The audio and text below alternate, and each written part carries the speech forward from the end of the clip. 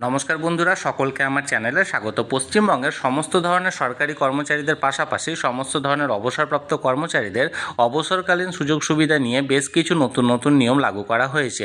এর ফলে আগামী দিনে যে সমস্ত সরকারি কর্মচারীরা অবসর গ্রহণ করতে চলেছেন তারা নতুন পরিবর্তিত নিয়মে সমস্ত ধরনের অবসরকালীন সুযোগ সুবিধাগুলি পাবেন। এই নতুন পরিবর্তিত নিয়মের ফলে একজন সরকারি কর্মচারী অবসরকালীন কোন কোন সুযোগ সুবিধাগুলি পাবেন এবং কত করে পাবেন সেই বিষয়ে আজকের ভিডিওতে বিস্তারিতভাবে আলোচনা করব। ভিডিওটি সকল সরকারি কর্মচারীদের পাশাপাশি সমস্ত ধরনের অবসরপ্রাপ্ত কর্মচারীদের জন্য অত্যন্ত গুরুত্বপূর্ণ, তাই প্রথম থেকে শেষ পর্যন্ত অবশ্যই ধৈর্য সহকারে দেখবেন এবং ভালো লেগে থাকলে অবশ্যই একটি লাইক করবেন এবং সকলের সঙ্গে শেয়ার করবেন। আর সেই সাথে এই চ্যানেলে যদি প্রথমবার হয়ে থাকেন এই রকমের ইনফরমেটিভ ভিডিও আরও দেখার জন্য যারা এখনও পর্যন্ত এই চ্যানেলটিকে সাবস্ক্রাইব করেননি তারা অবশ্যই চ্যানেলটিকে সাবস্ক্রাইব করে নিতে ভুলবেন না। তাহলে চলুন আমরা বিস্তারিত জেনে নিই। পশ্চিমবঙ্গের যে কোনো সরকারি কর্মচারী অবসরের সময় নিজের পেনশন ছাড়াও মোট 5টি অবসরকালীন সুযোগ সুবিধা পেয়ে থাকেন বা রিটায়ারমেন্ট বেনিফিট পেয়ে থাকেন। আমরা প্রথমত জেনে নেব যে পেনশন ছাড়াও একজন সরকারি কর্মী রিটায়ারমেন্টের সময় কোন কোন 5টি অবসরকালীন সুবিধাটি পেয়ে থাকেন।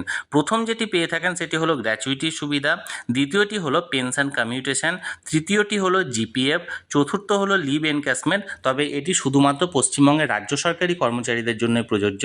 সরকার প্রসিদ্ধ যে সমস্ত বিদ্যালয়ের শিক্ষক শিক্ষিকা বা শিক্ষাকর্মীরা আছেন তাদের জন্য এই লিভ এনক্যাশমেন্ট সুবিধাটি প্রযোজ্য নয়। এবং পঞ্চমত হলো যদি কোনো সরকারি কর্মচারী জিএসএলআই কাটে, অর্থাৎ যেটাকে গ্রুপ ইন্স্যুরেন্স আমরা বলে থাকি, যেটা প্রতি মাসে মাসে 60 টাকা করে কাটা হয়, সেটা যদি কেটে থাকে তাহলে সেটার একটা সুবিধা। আমরা প্রথমত এক এক করে জেনে নেব যে নতুন পরিবর্তিত নিয়মের ফলে কোন কোন সুবিধাটি একজন সরকারি কর্মচারীরা কত করে পেতে চলেছেন আগামী দিনে অবসরের সময়। প্রথম সুবিধাটা হলো গ্র্যাচুইটি। এই গ্র্যাচুইটিটা যে কোনো সরকারি কর্মী অবসরের সময় পেয়ে থাকেন, তবে এক্ষেত্রে একজন সরকারি কর্মচারীকে অন্ততপক্ষে 5 বছর চাকরি করে থাকতেই হবে। যদি 5 বছর অন্ততপক্ষে তিনি চাকরি করে থাকেন তাহলে সেক্ষেত্রে তিনি রিটায়ারমেন্টের সময় অর্থাৎ অবসরের সময় গ্র্যাচুইটির এই সুবিধাটি পাবেন। তবে কোনো ক্ষেত্রে যদি কোনো সরকারি কর্মচারী কর্মরত অবস্থায় 5 বছরের আগেই যদি তার দুর্ভাগ্যবশত মৃত্যু ঘটে থাকে তাহলে সেক্ষেত্রেও তার পরিবারকে অর্থাৎ তার ফ্যামিলি পেনশনারকে ডেথ গ্র্যাচুইটির বেনিফিটটা দেওয়া হয়ে থাকে সরকারের তরফ থেকে। তাহলে প্রথমত যে গ্র্যাচুইটি আমরা আজকের ভিডিওতে আলোচনা করব রিটায়ারমেন্ট গ্র্যাচুইটি নিয়ে। রিটায়ারমেন্ট গ্র্যাচুইটি অন্ততপক্ষে 5 বছর সার্ভিস করার পর যদি কোনো সরকারি কর্মচারী অবসর গ্রহণ করে থাকেন তাহলে তাকে প্রতি 2 বছর কন্টিনিউয়াস সার্ভিসের জন্য তার লাস্ট 1 মাসের বেতন তাকে প্রোভাইড করা হবে। এবং এই গ্র্যাচুইটি সর্বোচ্চ 16.5 মাসের এবং সর্বোচ্চ 12 লক্ষ টাকা পর্যন্ত প্রোভাইড করা হবে। তবে কিছু কিছু কর্মীদের ক্ষেত্রে এই গ্র্যাচুইটি লিমিট 20 লক্ষ টাকা পর্যন্ত এখানে বরাদ্দ করা হয়েছে, তবে ম্যাক্সিমাম সরকারি কর্মচারীরা এটা 12 লক্ষ টাকা পাবেন। তাই আমরা 12 লক্ষ টাকার হিসেবটাই আজকে জানব। প্রথমত রিটায়ারমেন্ট বেনিফিটের যে গ্র্যাচুইটিটা পান সেটা প্রতি 2 বছর চাকরির জন্য 1 মাসের বেতন দেওয়া হয়। তবে সেক্ষেত্রে শুধুমাত্র বেসিক পে, যেটা আপনার রিটায়ারমেন্টের সময় আপনার লাস্ট যে বেসিক পে সেই বেসিক পে এবং তার সঙ্গে যে ডিয়ারনেস অ্যালাউন্সটা প্রযোজ্য থাকে, যে পার্সেন্টেজটা থাকে সেই পার্সেন্টেজটা এখানে ক্যালকুলেট করা হয়। তবে কোনো কোনো কর্মচারী যদি এনপিএ পেয়ে থাকেন অর্থাৎ নন প্র্যাকটিসিং অ্যালাউন্স পেয়ে থাকেন তাদের ক্ষেত্রে বেসিক পে, ডিয়ারনেস অ্যালাউন্স এবং নন প্র্যাকটিসিং অ্যালাউন্সটাও ধরেও লাস্ট পেটা এখানে ক্যালকুলেট করা হয়।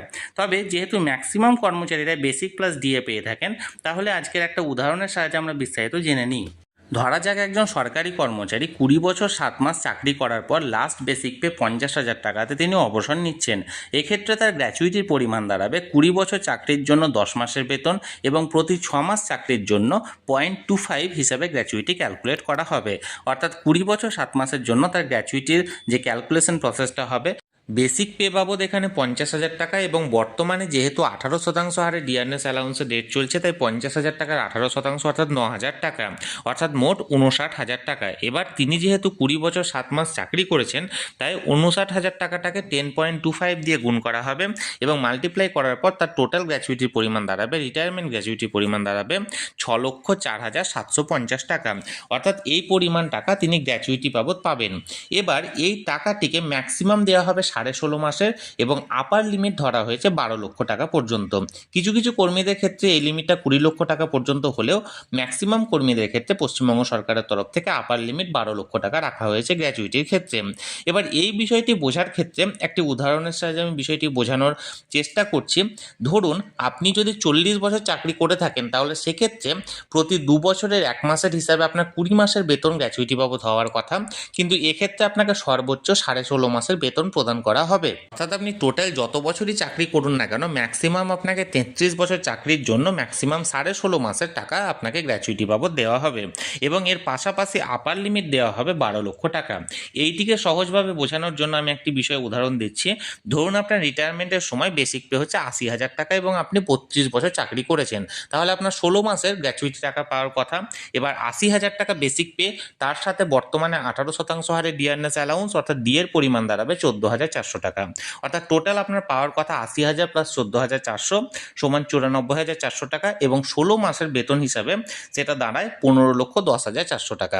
কিন্তু এক্ষেত্রে আপনাকে ম্যাক্সিমাম দেওয়া হবে 12 লক্ষ টাকা।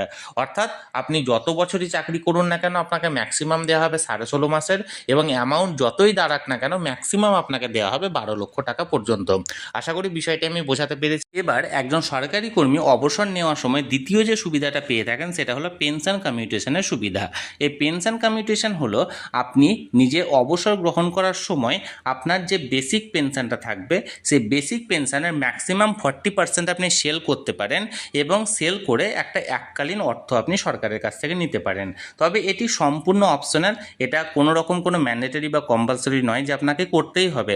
আপনি চাইলে না করতে পারেন, আবার আপনি চাইলে 10%, 20%, 30% কিন্তু ম্যাক্সিমাম সর্বোচ্চ 40% পর্যন্ত সেল করতে পারেন। এবার আমরা একটা সহজ উদাহরণের সাহায্যে বোঝার চেষ্টা করি যে একজন সরকারি কর্মী পেনশন কমিউটেশন বাবদ কত টাকা পর্যন্ত আর্থিক সহায়তা পেতে পারেন সরকারের তরফ থেকে।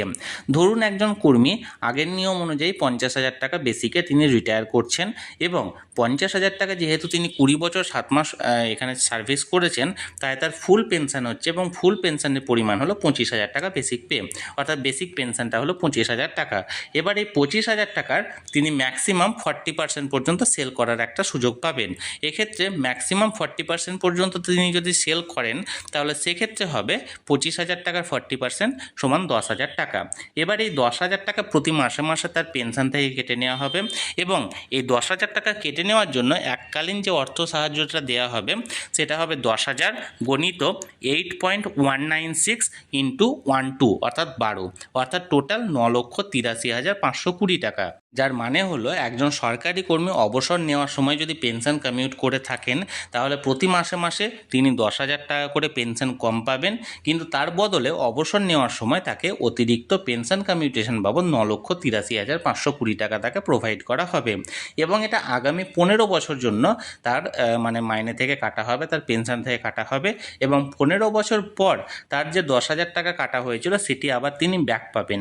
অর্থাৎ তিনি যদি 60 বছর বয়সে অবসর নিয়ে থাকেন তাহলে 60 থেকে 75 বছর বয়স পর্যন্ত তিনি পেনশন কমিউটেশন বাবদ প্রতি মাসে মাসে 10,000 টাকা কাটাবেন এবং 76 বছর যখন তিনি পড়বেন সেই 76 বছর বয়সে তিনি আবার ওই 10,000 টাকা পেনশনে ফিরে পাবেন। এই পেনশন কমিউটেশনটি হলো সম্পূর্ণ অপশনাল, আপনি চাইলে নিতে পারেন, কখনোই ম্যান্ডেটরি নয় যে আপনার নিতেই হবে। তবে একটা যে সুযোগ আছে পেনশন কমিউটেশনে সেটা হলো আপনি ধরুন অবসর নেওয়ার সময় পেনশন কমিউট করলেন 40% এবং 40% করে কমিউট করার পর হয়তো 1 বছর বা 2 বছর বা 3 বছর কাটানোর পর হঠাৎ দুর্ভাগ্যবশত আপনার মৃত্যু ঘটলো, তাহলে সেক্ষেত্রে আপনার যিনি ফ্যামিলি পেনশনার হবেন সেটা আপনার স্পাউস হতে পারে, আপনার ডিপেন্ডেন্ট কোনো কন্যা সন্তান হতে পারে বা যে কেউ হতে পারে, তাহলে তার কাছ থেকে বা তার পেনশন থেকে সেই 10,000 টাকা বা যে পরিমাণ আপনি কাটাচ্ছেন সেটা কিন্তু আর কাটা হবে না। অর্থাৎ তাকে সম্পূর্ণ পেনশনটাই প্রোভাইড করা হবে সরকারের তরফ থেকে। অর্থাৎ সেটা যেহেতু আপনি কাটাচ্ছেন, আপনি যতদিন বেঁচে থাকবেন ম্যাক্সিমাম 15 বছর আপনার পেনশন থেকে কাটবে, কিন্তু আপনি যদি 15 বছরের আগেই যদি আপনার দুর্ভাগ্যবশত মৃত্যু ঘটে থাকে তাহলে সেক্ষেত্রে আপনার ফ্যামিলি পেনশনারের পেনশন থেকে এই পেনশন কমিউটেশন বাবদ প্রতি মাসে মাসে এই টাকাটি কিন্তু আর কাটা হবে না। এবার আপনারা চাইলে এটা করতে পারেন বা না চাইলে নাও করতে পারেন। এবার একজন সরকারি কর্মী অবসর নেওয়ার সময় তৃতীয় যে সুবিধাটা পেয়ে থাকেন সেটা হলো জিপিএফ বা জেনারেল প্রভিডেন্ট ফান্ড। তবে এই জিপিএফটা কোনো সরকারি সুবিধা নয়, এটা একজন সরকারি কর্মী সারা সার্ভিস লাইফ জুড়ে যে প্রতি মাসে মাসে পিএফ কাটিয়েছেন সেই পিএফের সম্পূর্ণ টাকাটাই সুদসহ তিনি ব্যাক পাবেন। এবার চতুর্থত যে সুবিধাটা পেয়ে থাকেন একজন সরকারি কর্মী সেটা হলো লিভ এনক্যাশমেন্টের সুবিধা। তবে এই লিভ এনক্যাশমেন্টের সুবিধাটি কিন্তু শুধুমাত্র রাজ্য সরকারি কর্মচারীদের ক্ষেত্রেই দেওয়া হয়। সরকার প্রসূত বিদ্যালয়ের শিক্ষক শিক্ষিকা বা শিক্ষাকর্মীরা এই সুবিধাটা পান না।